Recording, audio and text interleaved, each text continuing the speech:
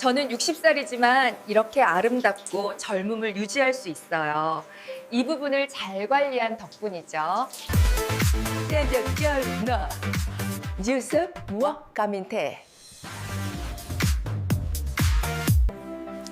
이 부분을 자주 자극하면 앞으로 뇌졸중 걱정은 안 해도 될 거예요. 의사 선생님이 말씀하신 방값이 정말 효과가 있어요. 3분만 이 부위를 부드럽게 자극해 주세요. 그러면 요양병원에 갈 일이 없어질 수도 있습니다. 혹시 날이 덥지도 않은데 유난히 목이 마른 적 있나요? 아침에 눈 뜨자마자 입이 바짝 말라서 물부터 찾게 되나요? 식사 후마다 몸이 축 처지고 눈꺼풀이 무겁고 머리가 안개 낀 것처럼 멍한 느낌이 든 적은요? 많은 분들이 피곤해서 그렇겠지, 나이 들어서 그래 하고 넘기지만 이런 증상이 매일 반복된다면 사실은 몸 안 어딘가가 도움을 요청하고 있는 신호일지도 모릅니다. 아마도 지금 당신의 어떤 장기가 살려달라고 조용히 SOS를 보내고 있을지도 모릅니다. 제가 뇌영양제를 많이 먹어봤는데도 효과가 여전히 좋지 않네요.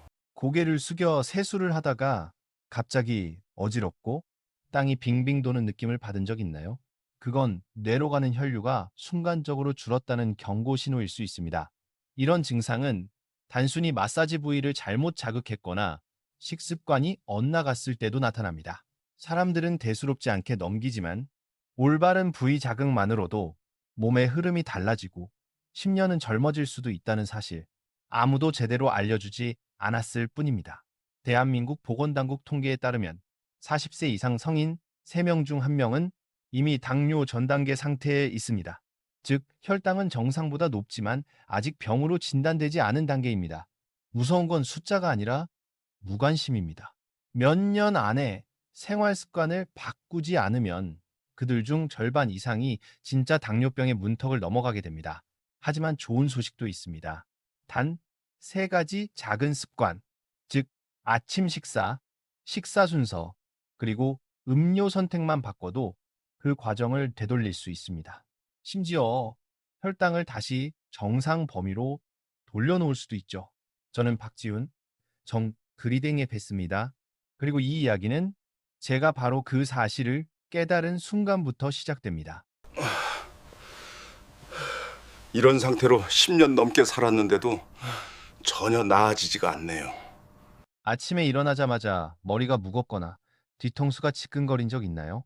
특히 후두부 쪽 통증이라면 그건 아침 혈압이 급상승하면서 뇌혈류가 원활하지 않다는 신호일 수 있습니다. 3년 전까지만 해도 저는 자신이 건강하다고 믿었습니다. 마포의 한 라디오 방송국에서 음향 엔지니어로 일하며 하루하루를 비슷한 리듬으로 보냈죠. 아침은 3인 1, 커피 한 잔, 점심은 뜨거운 라면 한 그릇, 밤엔 늦게 들어와 라면으로 끼니를 때우는 생활. 제대로 된 아침을 먹은 기억은 거의 없었습니다. 그러던 어느 날 회사 정기 건강 검진 후 간호사가 전화를 걸어왔습니다. 의사 선생님이 다시 상담 원하신대요. 저는 그냥 실수겠거니 했습니다. 겉보기엔 멀쩡했고 특별히 아픈 데도 없었으니까요. 하지만 진료실에서 마주한 내분비내과 김민기 교수님은 얇은 안경 너머로 저를 바라보며 천천히 말했습니다. 공복 혈당이 빼고 HbA1c가 6%입니다. 지금은 당뇨 전 단계예요. 우간도 시샹다. 그 말을 듣는 순간 마치 손바닥 위에 차가운 돌멩이 하나가 떨어진 듯 심장이 묵직해졌습니다. 의사는 덧붙였습니다. 아직 병은 아닙니다. 하지만 지금 식습관을 그대로 유지하면 이 3년 안에 매일 약을 먹게 될 겁니다. 그 한마디가 진료실을 나서는 내내 머릿속에서 울려 퍼졌습니다. 너무 어지러워요. 샤워하다가 몸이 휘청이거나 허리를 숙여 물건을 줍다가 순간적으로 균형을 잃은 적 있나요? 그건 손의 기능 이상이나 기립성, 저혈압의 신호일 수 있습니다. 그날 밤 아내 한서연 초등학교 음악 교사인 그녀에게 전화를 걸었습니다. 그녀는 조용히 말했죠. 나 알고 있었어. 요즘 당신 물 많이 찾고 밥 먹고 나면 늘 피곤해하잖아. 분명 몸 어딘가에 문제가 있는 거야. 전화를 끊고 부엌 문을 열었습니다. 선반에는 믹스커피, 라면, 과자가 가득했습니다. 우리 가족의 익숙한, 싸고, 빠르고, 편한 음식들. 하지만 그 익숙함이 매일 조금씩 내 몸을 갉아먹고 있었다는 걸 그때 처음 실감했습니다. 커피 믹스 한 봉지를 집어들고 라벨을 봤습니다. 당 12g, 아침마다 3봉, 하루 30g이 넘습니다. 하루 권장량에 가까운 설탕을 커피로만 마시고 있었던 거죠. 그 순간 심장이 철렁 내려앉았습니다. 다음 날 다시 병원으로 갔습니다. 김민기 교수님은 흰 종이에 2개의 곡선을 그리셨습니다. 하나는 급격히 치솟았다가 곤두박질 치는 곡선, 다른 하나는 천천히 오르며 안정적으로 이어지는 곡선. 이건 식후 혈당 그래프입니다. 그는 설명했습니다. 흰쌀밥, 흰빵, 라면 같은 정제 탄수화물을 먹으면 혈당이 급상승하고 몸은 그걸 잡으려 인슐린을 과하게 분비합니다. 시간이 지나면 인슐린이 말을 안 듣고 췌장이 지치면서 병이 시작되는 거예요. 반대로 야채 먼저, 그 다음 단백질, 마지막에 밥, 그리고 백미 대신 현미, 첨가당은 피하고 이렇게 먹으면 혈당이 천천히 오르고 췌장도 쉴 수 있죠. 그는 펜을 내려놓고 제 눈을 똑바로 바라보며 물었습니다. 어느 곡선을 선택하시겠습니까? 그 한마디가 제 머릿속을 세차게 울렸습니다.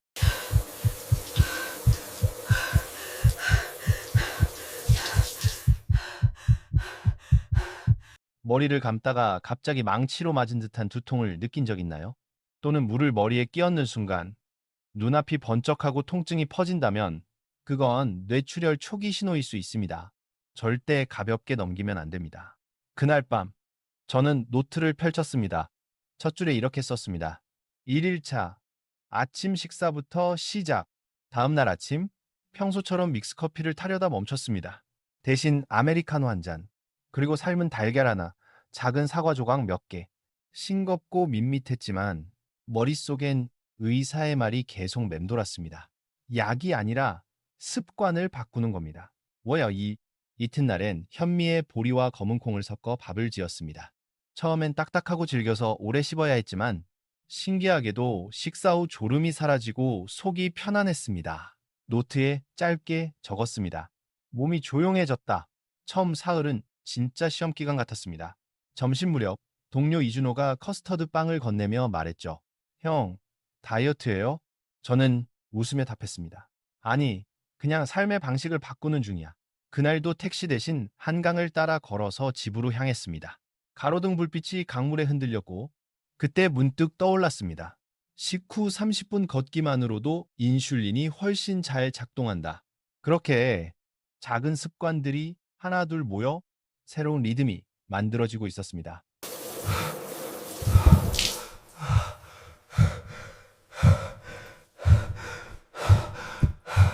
아침에 어깨가 뻣뻣하고 목이 잘 돌아가지 않는다면 그건 단순한 피로가 아니라 목동맥 경화로 인한 뇌혈류 장애의 신호일 수 있습니다. 일주일 후 다시 병원을 찾았습니다. 공복 혈당은 여전히 높았지만 더 이상 오르지 않았습니다. 의사는 고개를 끄덕이며 말했습니다. 몸이 회복하려면 시간이 필요합니다. 이에 중요한 건 지금 방향이 맞다는 겁니다. 그는 다른 환자 이야기를 들려주었습니다. 최동욱 씨, 55세, HbA1C가 6.3%였던 그가 단 3개월 만에 아침 식사를 바꾸고 채소와 달걀을 더하고 설탕 커피를 끊자 수치가 5.7%로 내려가 약이 필요 없게 됐다고 했습니다. 의사는 미소 지으며 말했죠. 이건 기적이 아니라 생물학의 논리예요. 우리 몸은 언제나 스스로 회복하려고 합니다. 단지 우리가 그걸 방해하지 않기만 하면 되죠. 그 말을 듣는 순간 저는 제 직업이 떠올랐습니다. 음향 엔지니어로서 수없이 마이크를 맞추며 배운 게 있습니다. 주파수를 정확히 맞추면 소리는 맑아진다. 건강도 어쩌면 똑같은 원리일지 모릅니다. 그날 밤 아내와 두 아이가 함께 둘러앉아 아직은 조금 딱딱한 현미밥 한 그릇을 먹으며 제가 말했습니다. 이제부터 우리 가족은 이렇게 먹자. 아내가 웃으며 대답했습니다. 당신이 요리하면 나야 언제든 좋아. 그 웃음소리가 좁은 부엌을 가득 채웠습니다. 그 순간 저는 느꼈습니다. 지금 이 밥상에서 나는 내 인생과 새로운 계약을 맺고 있다. 이러셨을 때 너무 어지러워요. 샤워 중에 손발이 얼음장처럼 차고 입술이 하얗게 질리며 식은땀이 나는 순간이 있나요? 그건 단순한 피로가 아닙니다. 이 혈압이 급격히 떨어졌거나 뇌경색, 뇌졸중이 시작되려는 위험 신호일 수 있습니다. 그럴 땐 바로 몸을 닦고 따뜻한 곳에서 휴식해야 합니다. 그리고 오늘 저는 그 위험한 시기를 어떻게 넘겼는지 정확히 말씀드리려 합니다. 바로 제가 직접 경험으로 깨달은 피해야 할 음식, 꼭 더 해야 할 음식, 그리고 혈당을 약 없이 안정시키는 식사 순서법입니다. 다음 영상에서는 구체적으로 이야기하겠습니다. 첫째, 대부분의 한국인이 모르고 반복하는 췌장을 망치는 3가지 습관. 둘째, 단 3단계로 인슐린 감수성을 회복하는 방법. 셋째, 2주 만에 혈당을 안정시키는 아침 식단. 모두 쉽고 이미 연구로 입증된 방법이며 무엇보다 제가 직접 증명한 현실적인 방법입니다. 끝까지 시청하세요. 오늘의 작은 변화 하나가 내일 평생 약에 의존하지 않는 삶을 지켜줄지도 모릅니다. 3주 동안 식습관을 바꾼 뒤 몸에서 작지만 확실한 변화들이 느껴지기 시작했습니다. 아침에 일어나도 목이 사막처럼 마르지 않았고 머릿속이 맑고 개운했습니다. 예전엔 쓰기만 했던 아메리카노의 쓴맛이 이제는 따뜻하고 향긋한 맛으로 느껴졌습니다. 마치 오래된 라디오에 쌓인 먼지를 닦아낸 것처럼 몸속 신호가 다시 선명하게 잡히는 느낌이었습니다. 여전히 마포의 라디오국으로 출근했지만 하나 달라진 게 있었습니다. 이젠 직접 싸온 도시락을 들고 다녔습니다. 현미밥에 검은 콩을 섞고 고등어를 구워 넣고 장모님이 직접 담근 저염 김치를 곁들였습니다. 점심시간, 도시락을 열자 동료 이준호가 웃으며 말했습니다. 형, 이거 완전 수행자 밥상이네요. 아이싱. 저는 웃으며 대답했습니다. 그럴지도 모르지. 하지만 내 몸이 지금처럼 편안했던 적은 없었어. 쉬워. 후. 손과 발이 왜 이렇게 차가운가요? 아침에 충분히 잠을 자고 일어났는데도 몸이 무겁고 머리가 멍하며 반응이 느려진다면 그건 단순한 피로가 아니라 뇌로 가는 혈류와 산소가 부족하다는 신호일 수 있습니다. 제가 바꾸기 가장 힘들었던 습관은 라면이었습니다. 한국 어디를 가도 김이 모락모락 나는 라면 냄새가 골목길, 편의점, 방송국 근처마다 퍼져 있죠. 어느 날 늦게 녹음이 끝나고 허기진 배를 붙잡고 24시간 라면집 앞을 지나가다 발걸음이 멈췄습니다. 그때 문득 김민기 선생님의 말이 떠올랐습니다. 하얀 밀가루 라면 한 그릇에는 빠른 탄수화물 60, 70끼기 들어 있습니다.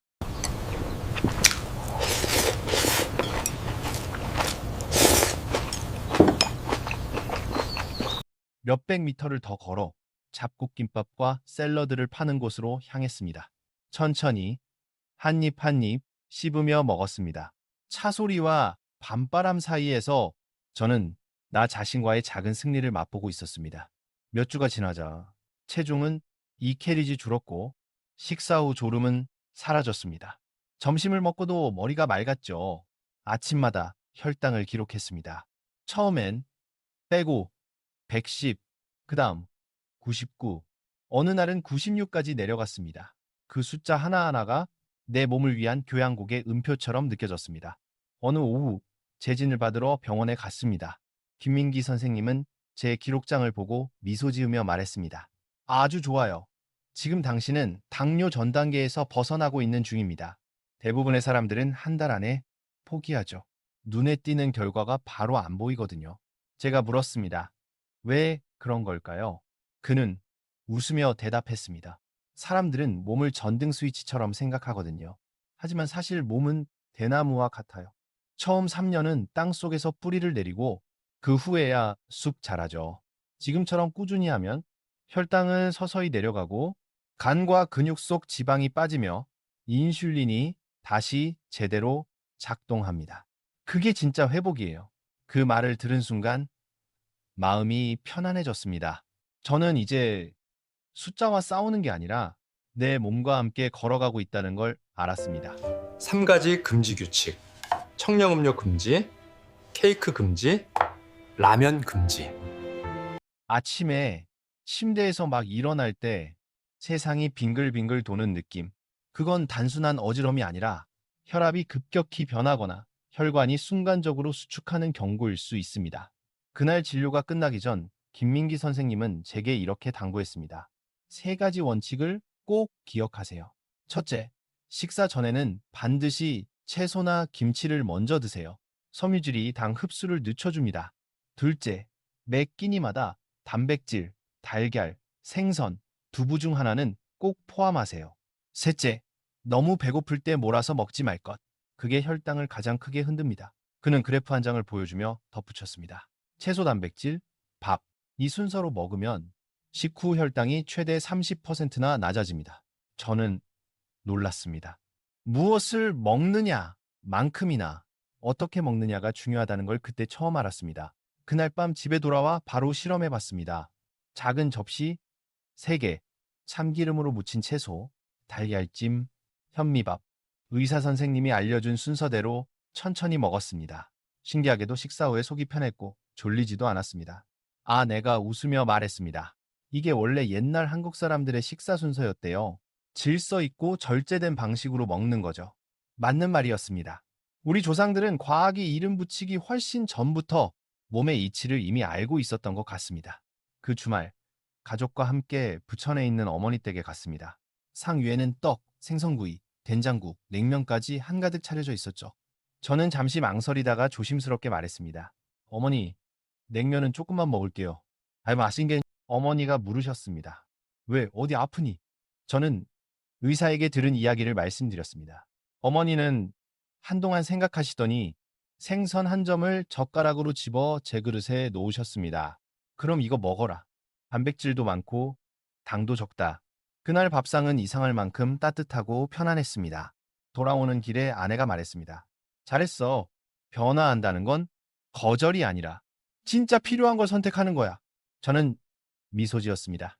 6주가 지나고 제 HbA1c 수치는 5.8%로 떨어졌습니다. 결과를 본 김민기 선생님이 말했습니다. 보이죠? 3가지만 하면 돼요. 설탕을 줄이고, 밥을 바꾸고, 먹는 순서를 지키는 것. 당신의 췌장은 지금 쉬면서 회복 중입니다. 제가 감사하다고 말하자 그는 고개를 저으며 웃었습니다. 감사해야 할 사람은 나가 아니라 끝까지 포기하지 않은 당신 자신이에요. 이샹, 이치. 그때부터 저는 스스로에게 산무 원칙을 세웠습니다. 첫째, 단 음료는 절대 안 마신다. 둘째, 케이크나 과자는 입에도 대지 않는다. 셋째, 인스턴트 라면은 완전히 끊는다. 대신 아침에는 따뜻한 물에 레몬 몇 방울을 떨어뜨려 마시고 달걀과 현미밥으로 식사를 시작했습니다. 점심은 채소와 생선 혹은 두부 위주로 먹고 저녁은 가볍게 반팔시 이후엔 아무것도 먹지 않기.